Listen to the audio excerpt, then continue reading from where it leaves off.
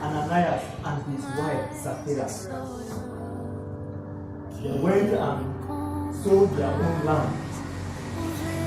And then Ananias told his wife, "Mommy, come, let us plan. You know that this money is so much. We cannot just carry this money, everything, and go and give it to the church." And mommy, good now. Sapphira, that is a good suggestion.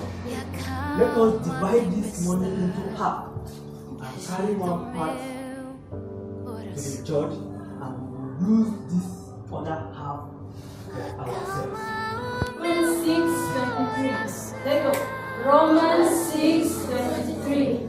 For the wages of sin is death, but the gift of God is eternal life in Christ Jesus our Lord. Okay, Romans 6. Close your Bibles, close your notebooks. There you go. Romans 6.